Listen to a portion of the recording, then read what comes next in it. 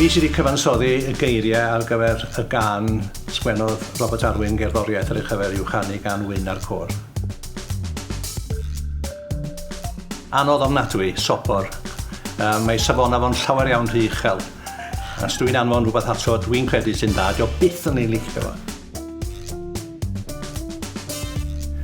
Mae gan bawb ohona ni gan tu mewn i ni. Hynny ydy rhywbeth mae o isio i ddweud. Ac os oes ganddoch chi rhywbeth da chi isio i ddweud, peidiwch â dal yn ôl de. Canwch y can. Ond mae Wyn yn lot fawr o hwyl. Mae'n gwybod be mae isio, ond da ni ddod ymlaen yn iawn. Y ffordd i ateb y cwestiwn yna, pan mae Wyn yn ei ofyn i chi, ydy adrodd y stori am Sammy Kahn yn de'r cyfansoddwr America.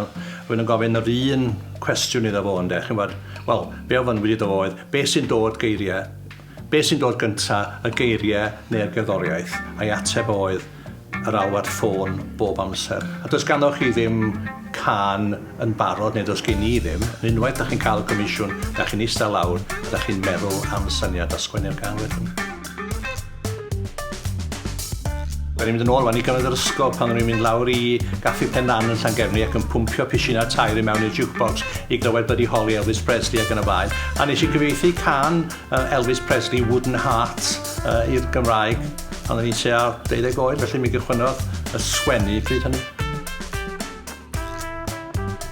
Rwy'n hoffi rock and roll yn fawr iawn, ond oherwydd bod gen i deulu mawr, chi yn fechgyn a merched, ac mae'n nhw i gyd wrth gwrs yn hoffi gwahanol fathau gerddoriaeth a swn i'n cael meddwl mod hynna hefyd. Chymod rap, cer dant, os di'n dda, dyna sy'n bwysig.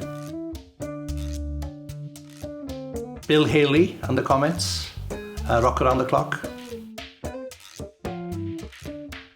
Record y mab Hugh in the Pink. Cyfansoddwyr caneuon, pobl fel chymod Neil Diamond ac Elton John, fyswn i wrth gwrs yn dweud Bernie Taupman achos fo sydd yn sgwennu'r geiriau bod nhw'n galw nhw yn ganeuon Elton John fel nhw'n canu popeth wedi sgwennu yn ganeuon Robert Arwyn. Enewch chi de, be newch chi? Cassius Clay, pencampwr bocsio'r byd ar y pryd.